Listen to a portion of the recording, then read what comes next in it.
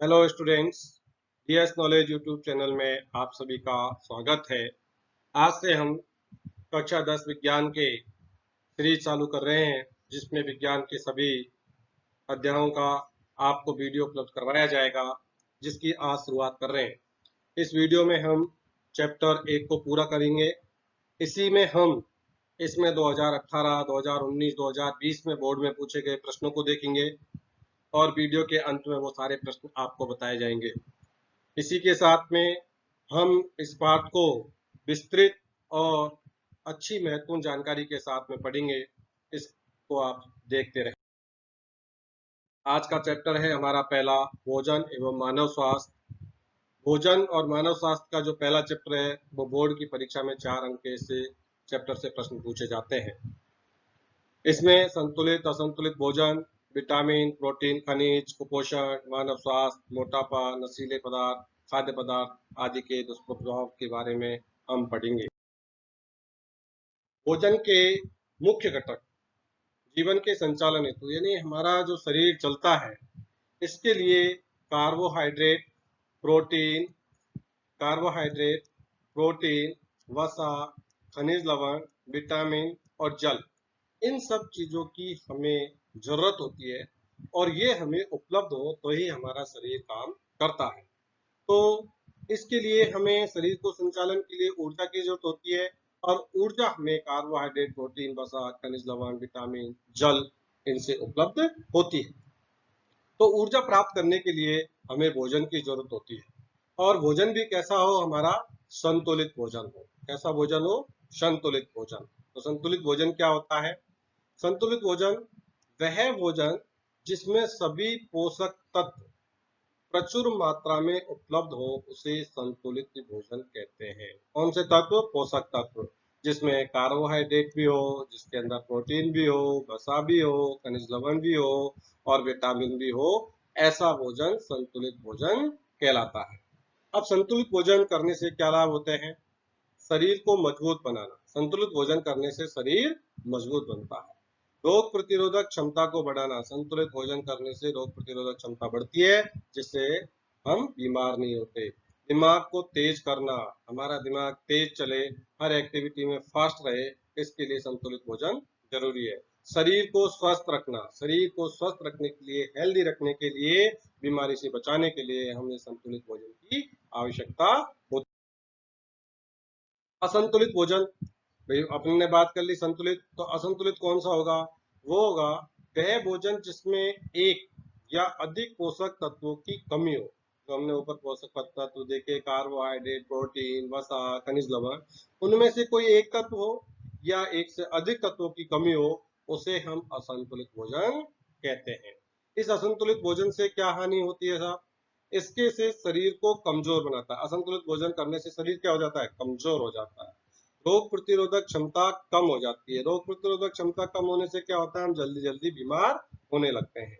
दिमाग कमजोर हो जाता है, शरीर को अस्वस्थ बनाता है, हम बीमार जल्दी होने लगते हैं।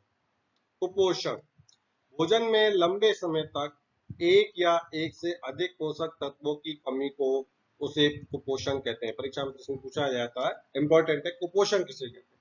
तो हम जो भोजन करते हैं उसमें जो पोषक तत्व है उसकी एक या अधिक तत्व लंबे समय तक, एक दिन नहीं, कई दिनों तक लगातार जब नहीं मिलता, तो उसको हम, कुपोषण से क्या होता है? विटामिन कुपोषण के क्या प्रभाव होते हैं? ये कुपोषण कई प्रकार के होते हैं, जैसे विटामिन के कुपोषण, प्रोटीन के कुपोषण, खनिज की वजह से कुपोषण। अब इन कुपोषणों से क्या प्रभाव होगा वो हम आगे देखेंगे। पहला है विटामिन। विटामिन भोजन का सूक्ष्म भाग होते हैं, मगर कार्य की दृष्टि से महत्वपूर्ण होते हैं। किसी एक या अधिक विटामिन की कमी होने पर उसके लक्षण स्पष्ट नजर आते हैं। यानी विटामिन भोजन में बहुत ही कम मात्रा में होते हैं, परंतु इनका जो काम होता है वो बहुत ही महत्वपूर्ण होता है। अगर इनकी एक की या दो की कमी हो जाए तो उसकी कमी के लक्षण हमारे शरीर पर तुरंत दिखाई देने देखेंगे। विटामिन के अंदर कि भाई विटामिन की वजह से कौन कौन से जो है पोषण होते हैं। जैसे विटामिन ए, अगर विटामिन ए की कमी होगी तो उससे हमारा रोग होगा रतौंधी। कौन सा रोग हो जाता है? रतौंधी। अब इस रतौंधी रोग के लक्षण क्या है? कम प्रकाश या रात में दिखाई नहीं देना, जिनमें विटामिन ए की कमी होती है, आंखें कमजोर हो जाती है, रतौंधी नामक रोग होता है और रात में दिखाई नहीं देता। थायमीन, विटामिन बी जिसका नाम है थायमीन B1, इससे वेरी वेरी रोग होता है। कौन सा रोग होता है? वेरी वेरी रोग होता है। इस रोग के कारण क्या होता है? हृदय की धड़कन, हार्ट बीट है वो क्या हो जाती है? कम हो जाती है। पेशियां और तंत्रिकाएं भी क्या हो जाती है? कमजोर हो जाती है। विटामिन B2 जिसे का रासायनिक नाम है राइबोफ्लेविन, जिसकी कमी से होने वाला रोग है राइबोफ्लेविनोसिस। इसमें क्या होता है? जो मुंह होता है उसके किनारे और होठ है उसकी त्वचा क्या हो जाती है?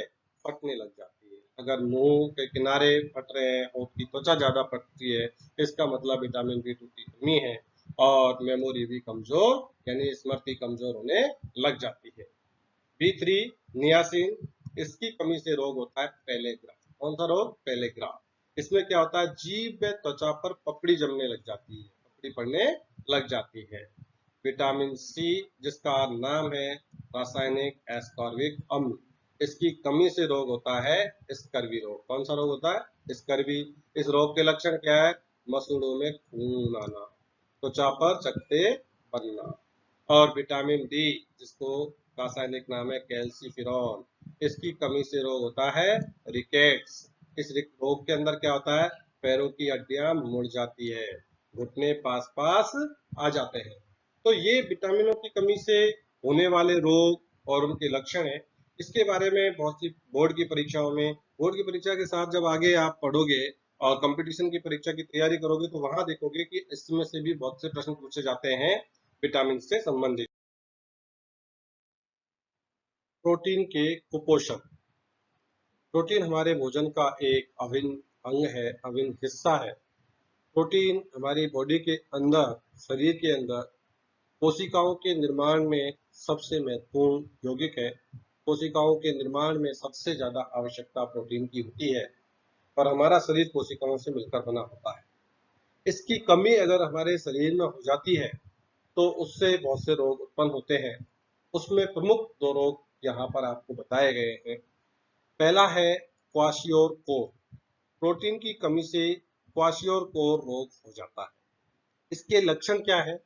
बच्चों के पेट फूलना, जैसा कि आप इस चित्र के अंदर देखेंगे, बच्चा एकदम दुबला पतला है, जिसकी हड्डियां पसलियां सब दिख रही है, परंतु उसका पेट है वो बाहर फूला हुआ है। भूख कम लगना, उसको भूख कम लगती है। स्वभाव से बच्चा चिड़चिड़ा होने लग जाता है। जब व्यक्ति चिड़चिड़ा होने लग जाता है, उसकी त्वचा पीली होने लगती है, शुष्क। आप इसके देखोगे चित्र पर ध्यान से तो इसकी त्वचा एकदम शुष्क हो जाती है, धब्बेदार हो जाती है और फटने लगती है।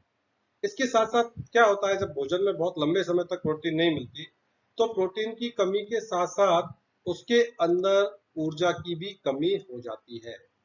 ऊर्जा की कमी होने से शरीर सूख कर दुर्बल हो जाता है। आप इसको देखोगे तो इसका शरीर सूख करके एकदम दुर्बल हो जाता है। आंखें कांतिहीन एवं अंदर धस जाती है। अगर चित्र पर थोड़ा ध्यान से देखोगे तो आंखें क्या है? अंदर धस जाती है। इस स्थिति को हम कहते हैं मेरस्मस रोग के नाम से जानते हैं। तो प्रोटीन युक्त आहार लेते रहना चाहिए, जिससे कि हमारा स्वस्थ शरीर बना रहे और हमें पर्याप्त मात्रा में ऊर्जा मिलती रहे, हमारी कोशिकाओं का निर्माण होता। खनिज कुपोषण यानी हमारी बॉडी को संचालन करने के लिए खनिज तत्वों की भी आवश्यकता अल्प मात्रा में होती है।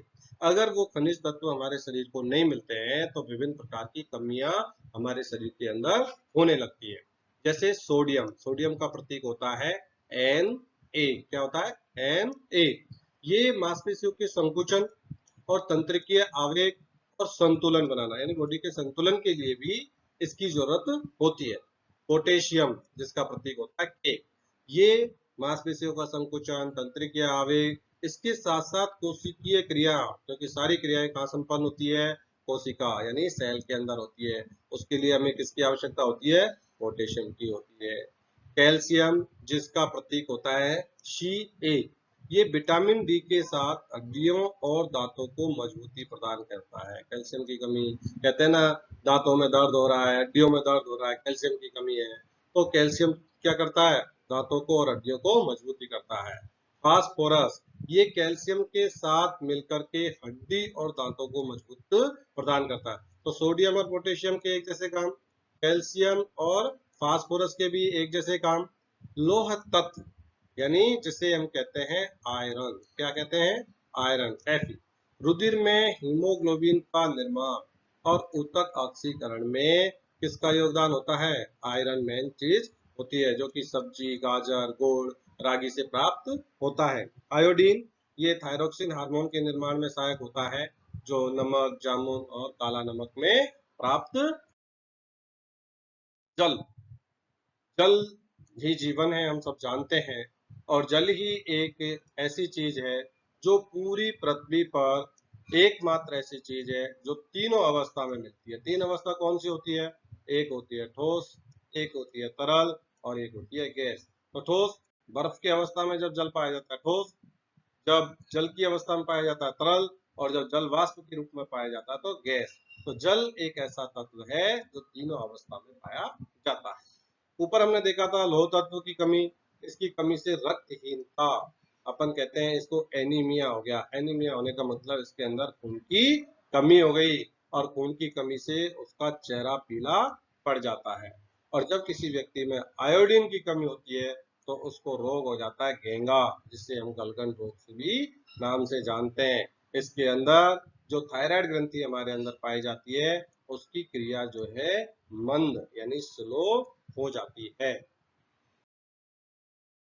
पीने योग्य पानी के गुण, देखो जल है, जल का जो हम, हर पानी पीने योग्य नहीं होता, तो पीने योग्य पानी है वो कैसा होना चाहिए, उसके अंदर क्या गुण होना चाहिए। जल का पीएच सामान्य होना चाहिए, ना तो कम होना चाहिए ना ज्यादा होना चाहिए, यानी जल का पीएच लगभग कितना होना चाहिए, 7 होना चाहिए। कितना होना चाहिए, 7 होना चाहिए। जल में पर्याप्त मात्रा में ऑक्सीजन घुली होनी चाहिए। देखिए बहुत इंपॉर्टेंट चीज है कि जल में पर्याप्त मात्रा में ऑक्सीजन घुली होनी चाहिए। और आपको पता होगा कि गंगा का जो पानी है, जिसे हम गंगा जल कहते हैं, उसमें सबसे ज्यादा ऑक्सीजन की मात्रा पाई जाती है। इसीलिए हिंदू धर्म के अंदर ये मान्यता है कि जब व्यक्ति कोई अंतिम क्षणों में हो तो उसको गंगा जल दिया जाता है, जिससे कि उसकी बॉडी के अंदर ऑक्सीजन की पर्याप्त मात्रा मिले। और ऐसी मान्यता है कि उसको मुक्ति मिलती है। क्यों, क्योंकि उसके अंदर ऑक्सीजन की मात्रा जल्दी ज्यादा होती है। इसके अंदर हानिकारक सूक्ष्म जीव नहीं हो, जो पानी पीते हैं उसके अंदर सूक्ष्म जीव नहीं हो। जल में दिखाई देने वाले मिट्टी के कण या किसी प्रकार की वनस्पति नहीं हो। तो हम जो पानी पीते हैं उनमें ये 4 गुण होने चाहिए। अगर एक भी गुण इनमें से उसके अंदर, जैसे अगर जल के कण है या कुछ भी है, तो वो पानी पीने योग्य नहीं माना। दूषित जल, अगर वो गुण नहीं है तो पानी कैसा हो गया, दूषित हो गया। और उस दूषित जल के कारण से क्या होगा, दूषित जल के साथ हमारे पेट के अंदर या शरीर के अंदर विषाणु, जीवाणु, प्रोटोजोआ, कृमि, ये हमारे शरीर में चले जाएंगे। इनके जाने से हमारे क्या होगा, हैजा हो सकता है, पैचिस हो सकता है, ऐसी बहुत सी बीमारी हो सकती है। इसलिए हमें दूषित जल का सेवन नहीं करना चाहिए। इस गंदे पानी से वायरल संक्रमण हो सकता है, और वायरल वायरल संक्रमण के कारण फ्लू हो सकता है, कॉलेरा जैसी बीमारी हो सकती है, टाइफाइड हो सकता है, आदि अन्य बहुत सारे रोग हो सकते हैं। हमारे राजस्थान में पहले नारू, जिसे बाला रोग के नाम से भी जानते हैं, एक बहुत गंभीर समस्या थी, जो कि एक रोगजनक होता है, ड्रेकनकुलस मेडिनेंसिस। इसके कारण से ये नारू रोग होता था। बोर्ड की परीक्षा में प्रश्न पूछा गया है पहले कि नारू रोग का रोगजनक कौन सा है, तो वो है ड्रेकनकुलस मेडिनेंसिस। इसके उन्मूलन के लिए यहाँ बहुत से कार्यक्रम, प्रोग्राम चलाए गए, और इसी का परिणाम रहा कि 2000 के बाद में, सन 2000 के बाद में नारू का या बालू रोग का कोई भी रोगी राजस्थान में। मोटापा आज की एक विकट समस्या है। मोटापा, मोटापा होता क्या है, इस स्थिति में शरीर की वसा या चर्बी अत्यधिक बढ़ जाती है। क्या होता है कि हम इतना ज्यादा फैट ले लेते हैं जो हम खर्च नहीं कर पाते। यानी 1000 किलो कैलोरी एनर्जी ली और खर्च करी 100, तो 900 बच जाती है, या खर्च करी 500, 500 बच जाती है। और अपन कहते हैं ना बहुत मोटा हो जाता है उस व्यक्ति, कहते हैं बहुत चर्बी चढ़ी हुई है इसके आजकल, इसका मतलब उसके ऊपर फैट चढ़ी हुई है। इसको मोटापे को किस में नापते हैं? बीएमआई में। बीएमआई जिसका पूरा नाम होता है बॉडी मास इंडेक्स, यानी शरीर भार सूचकांक। इसका पूरा नाम बहुत सी परीक्षा में पूछा जाता है कि इसका फुल फॉर्म क्या है। अब सामान्य स्थिति में जो व्यक्ति नॉर्मल है, ना मोटा है ना पतला, उसका जो बॉडी मास इंडेक्स होना चाहिए वो 25 किलोग्राम प्रति मीटर स्क्वायर होना चाहिए। अगर किसी का body mass index 30 kilogram metre square से अधिक है तब हम कहेंगे वो मोटापा से ग्रसित है। अब मोटापा होता क्यों है? इसका कारण है शरीर का वजन बढ़ना। क्या बढ़ जाता है? शरीर का वजन बढ़ना। पहला लक्षण है मोटापे का, शरीर का वजन बढ़ना। शरीर का वजन, अधिक ऊर्जा का सेवन और कम ऊर्जा का खर्च करना। यानी होता क्या है कि हमने एक दिन में खाना खाया और उस खाने से हमने ऊर्जा मिली 5000 किलो कैलोरी। कितनी मिली? 5000 किलो कैलोरी। और पूरे दिन में हार्ड वर्क करते नहीं है और बैठे रहते हैं और खर्च करी हमने 2500 किलो कैलोरी खर्च करी।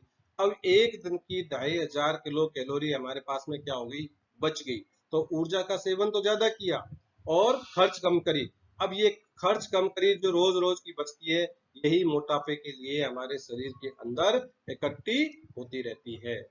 अधिक वसा युक्त भोजन करना। हम क्या करते हैं? बहुत फैट वाला खाना खाते हैं और शरीर को सबसे ज्यादा जो ऊर्जा मिलती है वो किससे मिलती है? वसा से मिलती है। 1 ग्राम अगर हम फैट खाते हैं तो उससे हमें 9.2, कितना? 9.2 किलो कैलोरी ऊर्जा मिलती है। 1 ग्राम अगर हमने फैट खा ली, वसा खाई, तो उससे 9.2 किलो कैलोरी ऊर्जा मिल जाती है।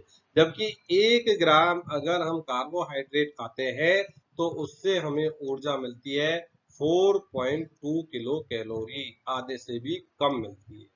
प्रोटीन से भी लगभग इतनी, 1 ग्राम प्रोटीन से 4.2 किलो कैलोरी ऊर्जा हमें मिलती है। इसलिए हमें ज्यादा फैट युक्त खाना नहीं खाना चाहिए क्योंकि इससे ऊर्जा ज्यादा मिलती है और ऊर्जा हम खर्च नहीं करते, ज्यादा हार्ड वर्क नहीं करते, इसके कारण से मोटापा बढ़ता जाता है। मोटापे से बहुत से नुकसान है, जिसका सबसे बड़े, मोटापे से बहुत से रोग हो जाते हैं। हृदय रोग सबसे, जो आज के जमाने में सबसे ज्यादा रोग होती है, किसी भी उम्र के व्यक्ति के हृदय रोग हो जाता है। 30 साल के व्यक्ति के, 20 साल के व्यक्ति के, 50 साल के व्यक्ति के हार्ट अटैक आ जाता है। उसका एक महत्वपूर्ण कारण होता है मोटापा। दूसरा, जिनकी शुगर हो जाती है, मधुमेह कहते हैं। नींद नहीं आती बहुत ज्यादा मोटे होने में। श्वास लेने में, ज्यादा मोटापे के कारण श्वास लेने में समस्या आती है और भारी खर्राटे लेने लग जाते हैं। और भी कई प्रकार के कैंसर जैसी बीमारी मोटापे के कारण होती है। और एक होता है अस्थि संधारित रोग।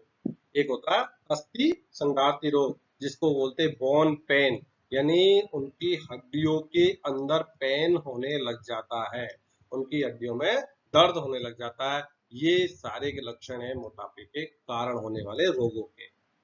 ब्लड प्रेशर, रक्तचाप जिसे कहते हैं ब्लड प्रेशर। क्या होता है ये ब्लड प्रेशर?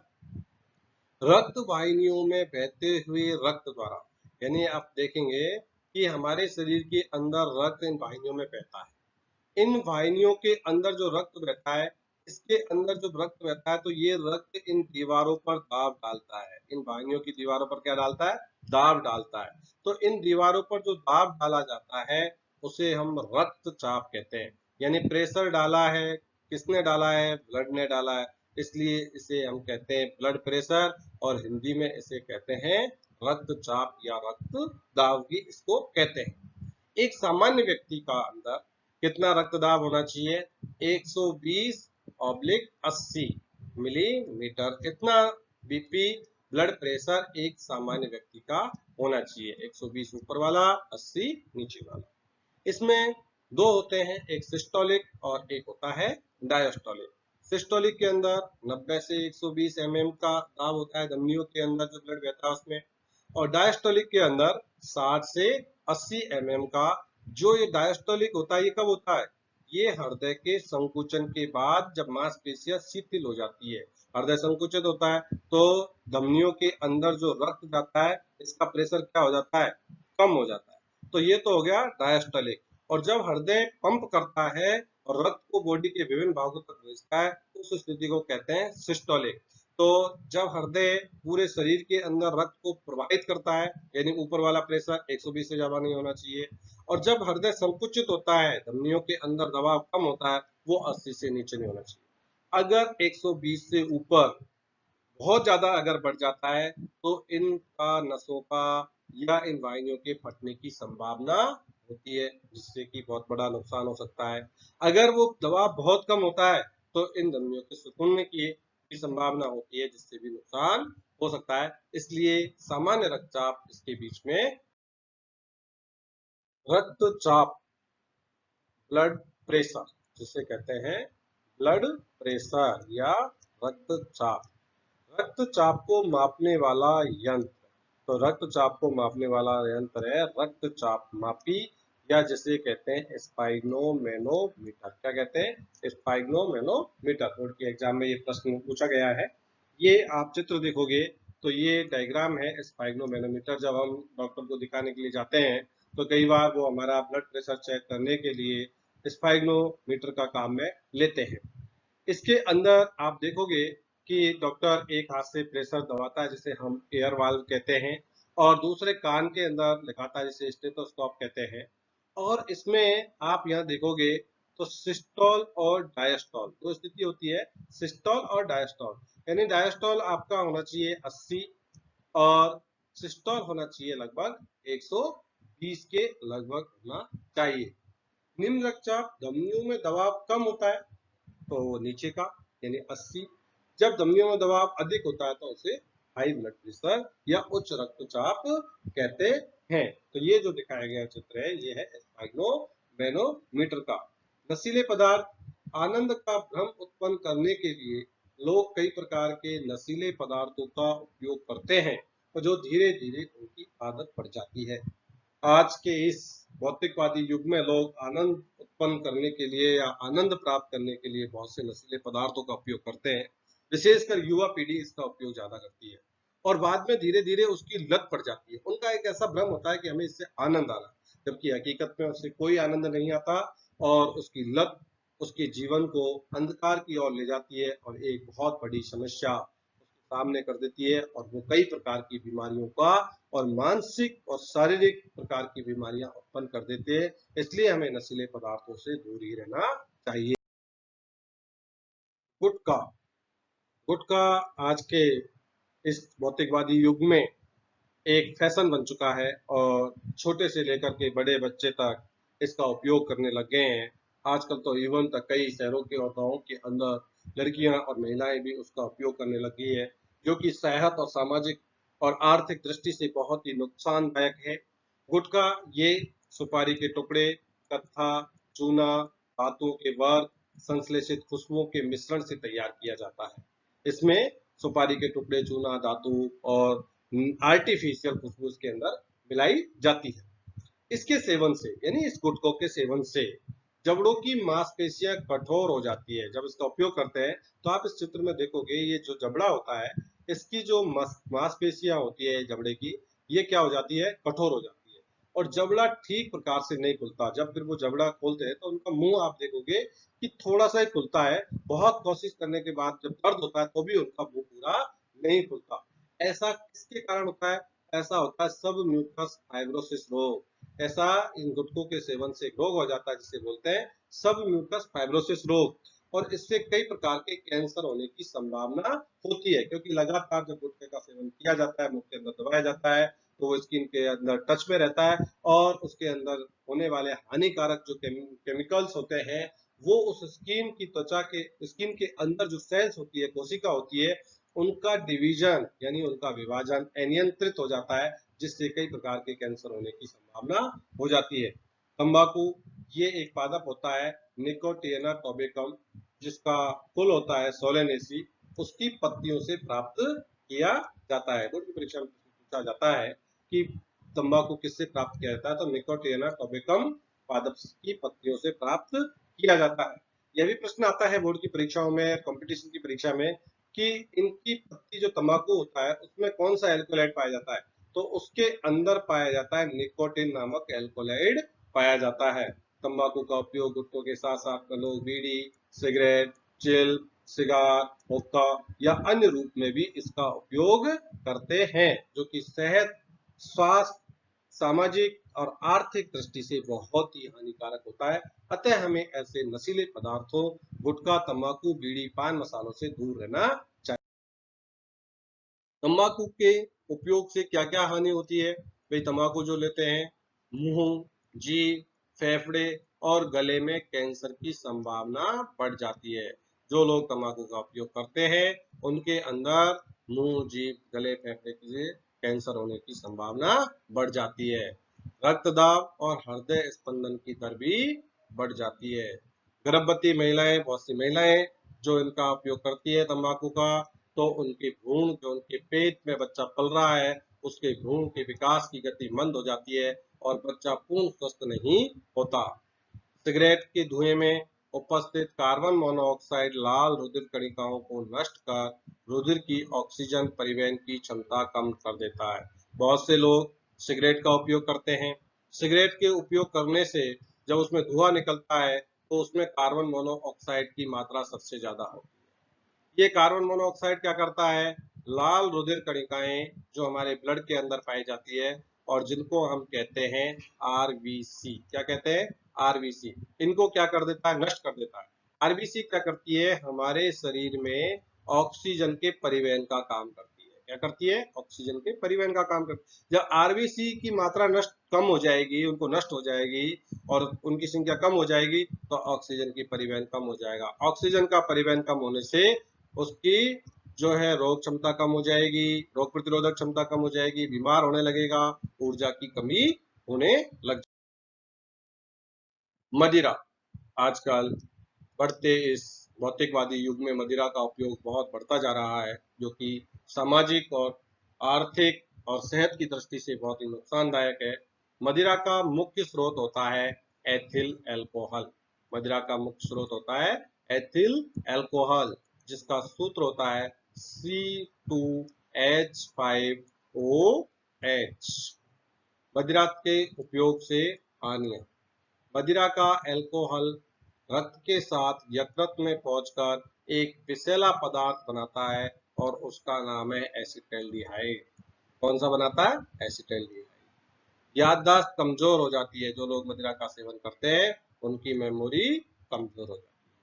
इसके सेवन से बसीय यकृत रोग हो जाता है, फैटी लीवर हो जाता है, उनके लीवर में बहुत सी प्रॉब्लम होने लग जाती है। जो लोग मदिरा का सेवन करते हैं उनकी आर्थिक स्थिति कमजोर हो जाती है, यानी पैसे की दृष्टि से भी कमजोर हो जाते हैं। और जो लोग मदिरा का सेवन करते हैं उनकी समाज के अंदर भी प्रतिष्ठा नहीं रहती। उनको लोग कहते हैं पीने वाला है, ऐसे ही बकता रहता है और उसकी बातों पर भी विश्वास नहीं किया। अफीम। अफीम एक पादप होता है जिसका नाम है पेपेवर सोमनीफेरम। इसके कच्चे फल से प्राप्त दूध के सूखने से बनता है। यहाँ आप ये चित्र देखोगे, इस चित्र के अंदर ये अफीम की खेती का खेत का एक चित्र है, जिसके अंदर ये डोडा युक्त पौधे आपको दिखाई दे रहे हैं।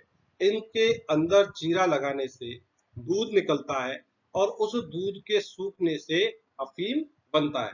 इसका जो अफीम के पौधे का जो दूध होता है उसमें लगभग 30 प्रकार के एल्कोलाइड पाए जाते हैं, जिसमें मुख्य रूप से मार्फिन, कॉडीन, निकोडीन, पेपेवर, सोमनीफेरम आदि होते हैं। इसका उपयोग यानी अफीम का उपयोग आज भी बहुत से ग्रामीण एरियो में खुशी हो यानी शादी हो, विवाह हो, कोई भी खुशी का अवसर हो या गम का अवसर हो, उसमें मनुहार प्रथा के रूप में अफीम का उपयोग किया जाता है। बहुत सी माताएं अपने बच्चों को, छोटा बच्चा जब होता है उसको सुलाने में भी इसका उपयोग लेते हैं। इसके सेवन से जब इसका कोई व्यक्ति सेवन करता है तो उसकी रोग प्रतिरोधक क्षमता कम हो जाती है और रोग प्रतिरोधक क्षमता कम होने से व्यक्ति बार बार बीमार होने लग जाता है। और इसकी जब आदत पड़ जाती है तो व्यक्ति इसके लिए बहुत लालायित रहता है और कई बार वो बहुत आत्मघाती कदम भी इसके उपयोग के लिए उठा देता है। अतः इसके सेवन से, इसके नशे से दूर रहना चाहिए। और भी बहुत से लोग अन्य नशीले पदार्थ जैसे कोकीन, भांग, गांजा, हशीश आदि का नशे के रूप में उपयोग करते हैं, जो कि सेहत के लिए बहुत ही नुकसानदायक और हानिकारक होता है। दवाओं का दुष्प्रयोग। देखिए, आज के ज़माने में कोई भी व्यक्ति थोड़ा-सा बीमार होते ही तुरंत दवाई लेता है, जो कि हानिकारक है।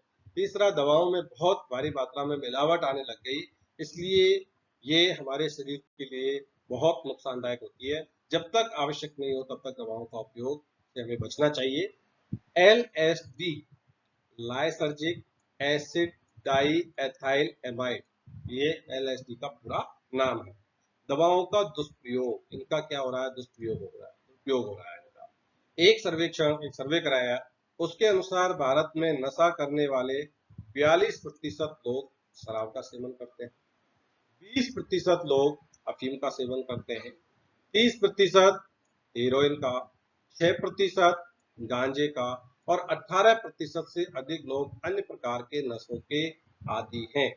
यानी जो नशा करते हैं उन लोगों का सर्वे है ये, कि भाई मान लीजिए कोई 100 लोग नशा करते हैं, उन 100 लोगों में से 42 शराब पीते हैं, 20 अफीम, ये उनका रेशो है। और भी बहुत से नशे हैं, जैसे नशे के रूप में मार्फिन, पैथेडिन, डाइजीपाम, ये कौन सी है? वो दवाई है जो चिकित्सा के रूप में उपयोग ली जाती है, परंतु जो नशा करते हैं वो लोग इनका दुष्प्रयोग करते हैं, जो कि सेहत के लिए नुकसानदायक है। दवाओं में मिलावट या अन्य खाद्य पदार्थों में मिलावट के लिए भारत में एक कानून बनाया हुआ है, जो कि सन 1954 का खाद्य पदार्थ अल्प मिश्रण निषेध अधिनियम, जिसको कहते हैं PFA। क्या है? PFA। इस कानून का नियम 65 खाद्य पदार्थों में कीटनाशक या मिलावट का नियमन करता है कि भाई इन चीजों में मिलावट नहीं करनी चाहिए, कितनी मिलावट का एक रेगुलेशन नियम। तो ये हमने विज्ञान के पहले चैप्टर को पूरा किया है। इसमें हमने सभी महत्वपूर्ण और इम्पोर्टेंट पॉइंट्स को शामिल किया है। माध्यमिक शिक्षा बोर्ड अजमेर द्वारा जो परीक्षा हर वर्ष बोर्ड की परीक्षा कराई जाती है, उसमें जो वर्तमान में किताब चल रही है, उसका सिलेबस 2018 से लागू किया गया है। ये 2018, 2019 और 2020 में पूछे गए प्रश्न हैं, जो बोर्ड की परीक्षा में पूछे गए हैं। रक्तचाप यानी बीपी को नापने वाले यंत्र का नाम, तंबाकू में पाए जाने वाले एल्कोलाइड का नाम, तंबाकू के चबाने से होने वाली हानियां, अल्कोहल की मात्रा के सेवन से हानियां, नारो रोगजनक का नाम, अफीम में पाए जाने वाले अल्कोलाइड का नाम, गुटखा चबाने से होने वाले रोग का नाम, अफीम पादप के कौन से भाग से प्राप्त होता है, अफीम का उपयोग, अफीम के पादप का वानस्पतिक नाम लिखिए। ये 10 प्रश्न पिछले 3 वर्षों के अंदर बोर्ड के परीक्षाओं में पूछे गए हैं, और आप इस पूरे वीडियो को देखोगे तो इन 10 के 10 प्रश्नों के जवाब आपको इस वीडियो के अंदर मिलेंगे। तो इससे आप इस पूरे वीडियो को देखिए, आपका विज्ञान का पहला चैप्टर पूरा कंप्लीट हो जाएगा। और बोर्ड की परीक्षा में हर साल 4 नंबर के प्रश्न इस चैप्टर से पूछे जाते हैं। तो आप इसको अच्छे से याद करिएगा, और इन प्रश्नों के उत्तर इस वीडियो को देखने के बाद में आप लिखिए। और भी बहुत से प्रश्नों के उत्तर भी आप लिखिए, परंतु ये वो प्रश्न है जो बोर्ड की परीक्षा के अंतर्गत। उम्मीद करता हूं कि आपको विज्ञान कक्षा 10 का ये पहला पाठ भोजन एवं मानव स्वास्थ्य पसंद आया होगा, और आप जो अंत में प्रश्न दिए हैं उनको सॉल्व करिएगा। और अगर आपको ये पसंद आया है तो आप मेरे चैनल PS नॉलेज को सब्सक्राइब किए, जिससे कि आपको आगे आने वाले चैप्टरों के वीडियो आपको हम अपलोड करते ही आपको उपलब्ध हो सके। और आप अपने साथियों के लिए भी इस YouTube चैनल को शेयर कीजिए, जिससे कि उनको भी बेनिफिट मिल सके। Please like, share and comments. धन्यवाद। जय हिंद, जय भारत।